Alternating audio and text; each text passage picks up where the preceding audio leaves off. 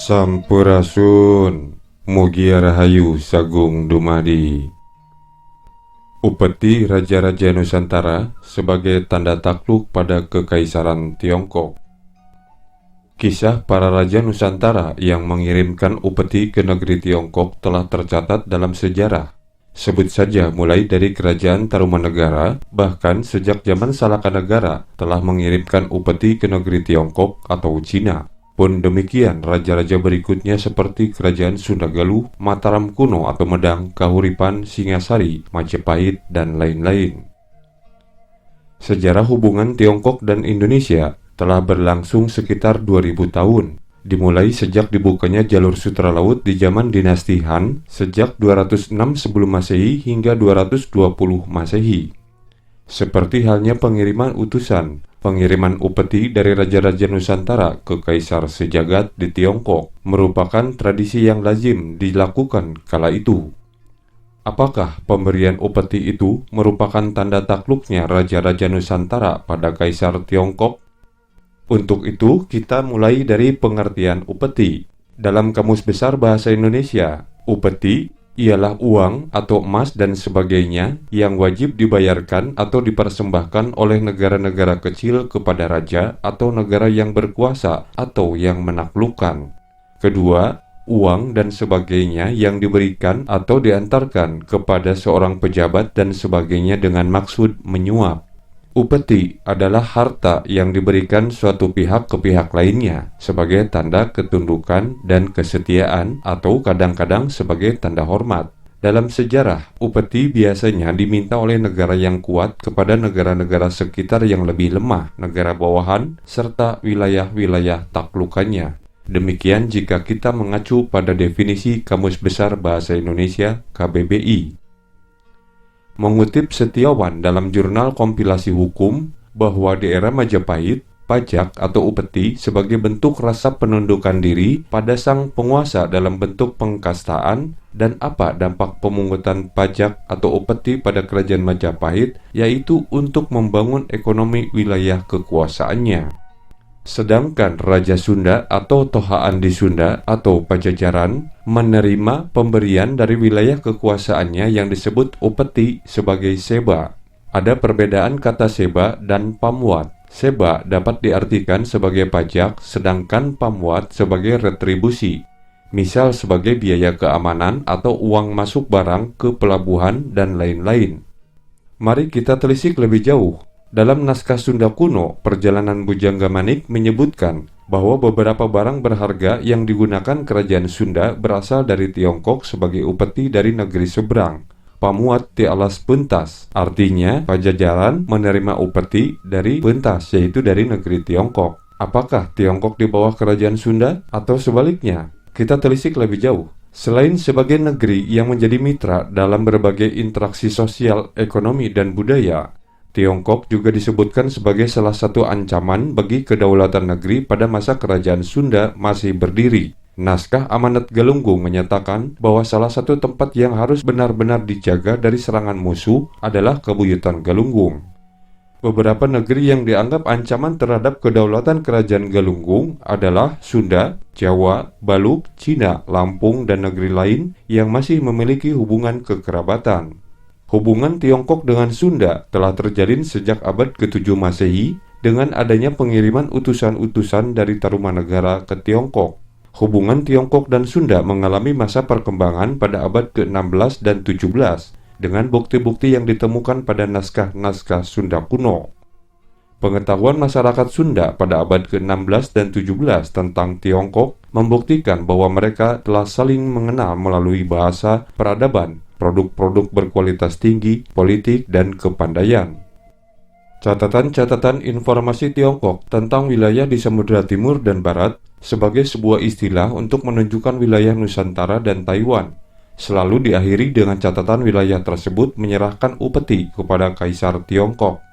Meski demikian, pernyataan bahwa banyak wilayah di Nusantara yang mengirimkan upeti kepada Tiongkok sebagai bentuk wujud takluknya wilayah-wilayah tersebut adalah keliru. Misalnya, kita melihat berita di zaman modern ini, terdapat seremoni saling memberi buah tangan antar kepala negara atau antar negara yang diwakilinya. Apakah itu sebuah upeti atau itu merupakan sebuah pemberian suap? Mari kita ambil contoh pada diri kita ketika berkunjung ke rumah saudara atau kolega, kemudian membawakan sesuatu sebagai buah tangan atau oleh-oleh. Apakah itu suap atau upeti tanda tunduk kita? Mari kita lihat bagaimana cara pandang dari negeri Cina sendiri. Di negeri Tiongkok atau Cina, upeti disebut sebagai Chowkong. Chowkong adalah jaringan hubungan internasional longgar yang berfokus pada Tiongkok yang memfasilitasi perdagangan dan hubungan luar negeri dengan mengakui peran dominan Tiongkok di Asia Timur. Ini melibatkan berbagai hubungan perdagangan, kekuasaan militer, diplomasi, dan ritual. Negara-negara bagian lain harus mengirim utusan upeti kepada Tiongkok sesuai jadwal, yang akan melakukan kowtow kepada Kaisar Tiongkok sebagai bentuk upeti dan mengakui keunggulan dan prioritasnya. Dalam budaya Tiongkok, kowtow adalah bentuk penghormatan yang tertinggi dan biasanya dilakukan terhadap orang tua dan dihormati. Dalam tata cara kekaisaran pada masa lampau, kowtow juga dilakukan terhadap kaisar. Terdapat beberapa tingkatan kowtow yang dilakukan berdasarkan kehikmatan suatu upacara dalam istana. Kowtow menjadi kosakata bahasa Inggris sejak awal abad ke-19 untuk menjelaskan suatu cara memberikan hormat. Namun perlahan maknanya menjadi menyempit menjadi suatu sikap merendahkan diri dan tunduk.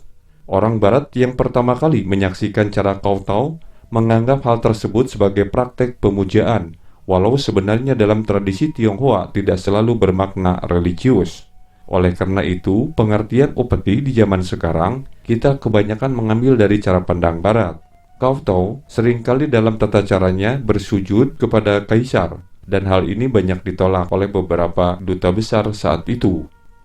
Tata cara menghadap Kaisar Tiongkok dalam bentuk kowtow juga dilakukan di zaman Hindia Belanda. Duta Besar Hindia Belanda Ishak Itsing tak menolak bersujud kepada Kaisar Qianlong dalam kunjungannya pada tahun 1794 hingga 1795 Masehi. Kowtow juga dipraktekkan dalam hubungan diplomatik dengan negara-negara tetangga Tiongkok seperti Jepang dan Korea. Pada tahun 1596, sang unifikator Jepang, Toyotomi Hideyoshi, harus berlutut 5 kali dan bersujud 3 kali untuk menyatakan kepatuhannya kepada dinasti Ming. Negara-negara lain mengikuti ritual formal Tiongkok untuk menjaga perdamaian dengan tetangga yang lebih kuat dan memenuhi syarat untuk bantuan diplomatik atau militer dalam kondisi tertentu. Aktor politik dalam sistem upeti sebagian besar otonom dan dalam hampir semua kasus bersifat independen. Dalam prakteknya, sistem upeti Tiongkok membutuhkan serangkaian ritual dari negara-negara pembayar upeti setiap kali mereka mencari hubungan dengan Tiongkok sebagai cara untuk mengatur hubungan diplomatik.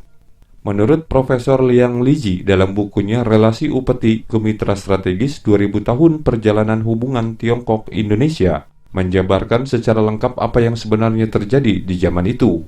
Penulis sejarah Cina mengerti bahwa penyampaian upeti tersebut berlangsung karena adanya keuntungan.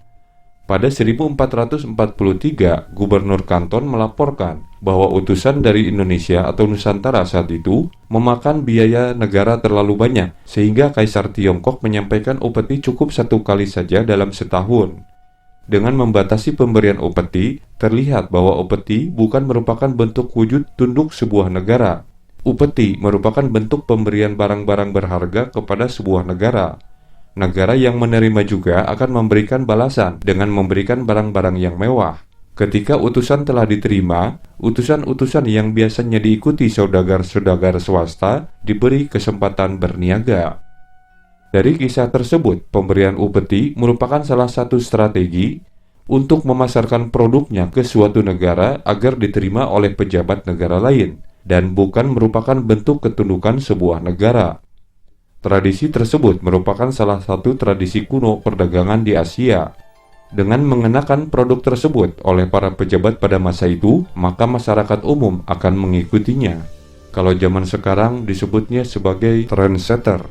Bagi dinasti-dinasti Kaisar Tiongkok, mereka sebagai kekuasaan besar menganggap dirinya sebagai pusat peradaban. Menurut pandangan mereka, di luar dari kekaisaran mereka, semuanya adalah bangsa barbar tidak beradab.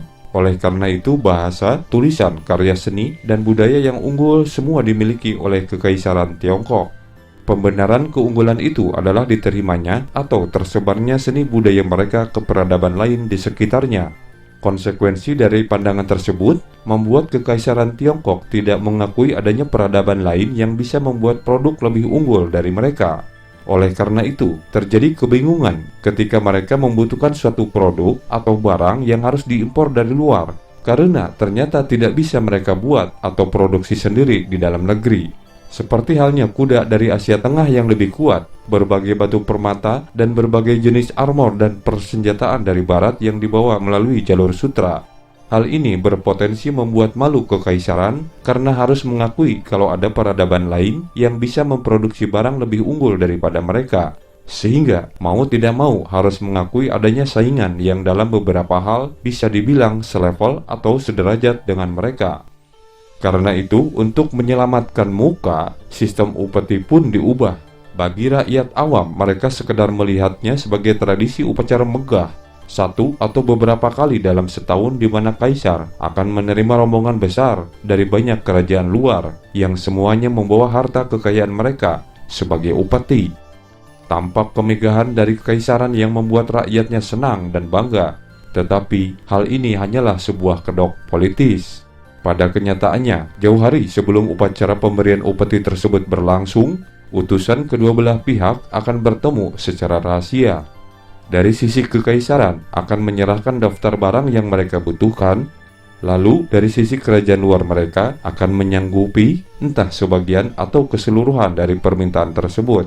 Mereka juga bebas menawarkan produk lain yang mungkin baru tahun ini mereka produksi, bukan gratisan tentunya. Pihak kerajaan luar juga menyerahkan daftar barang yang mereka inginkan. Lalu terjadilah tawar-menawar agar terjadi kesepakatan jumlah dan nilai yang dirasa adil. Seekor kuda misalnya ditukar dengan segulung sutra, atau batu permata ditukar dengan pakaian mewah dan perhiasan. Setelah deal, kedua belah pihak kemudian menyiapkan barang-barang tersebut. Dalam upacara penyerahan upeti, pihak kerajaan luar akan membawa upeti sesuai yang dijanjikan. Biasanya bersifat simbolis, tidak beli 1000 kuda lalu dijejerkan semua, tetapi beberapa saja asalkan memenuhi kriteria meriah, megah, dan mewah. Lalu setelah diterima dengan alasan karena kemurahan hati sang kaisar, maka kekaisaran sudi membalas pemberian upeti tersebut dengan hadiah yang setimpal, yang menurut dalam naskah Sunda di awal disebut pomotan dari tanah seberang. Bagi rakyat awam dan pengunjung dari jauh, hal ini tampak luar biasa sekali. Kekaisaran tidak sekedar terima upeti yang merupakan haknya, tetapi juga dibalas dengan hadiah yang lebih besar dari pemberian negara taklukan. Sekilas, pihak kekaisaran terlihat bagaikan pihak yang betul-betul kuat dan kelebihan harta, sampai merasa perlu dibagi-bagikan kepada kerajaan taklukan. Padahal yang sebenarnya terjadi adalah murni transaksi, upeti dan hadiah jejadian, atau drama politis bohong-bohongan. Ini memang bertujuan untuk menjaga dan mendongkrak prestise pemerintah. Tentu, isi hadiah yang diberikan oleh kaisar sesuai dengan permintaan dari kerajaan luar sebagai barteran dari barang yang mereka bawa sebagai upeti. Bagaimana menurut pendapat Anda? Cak.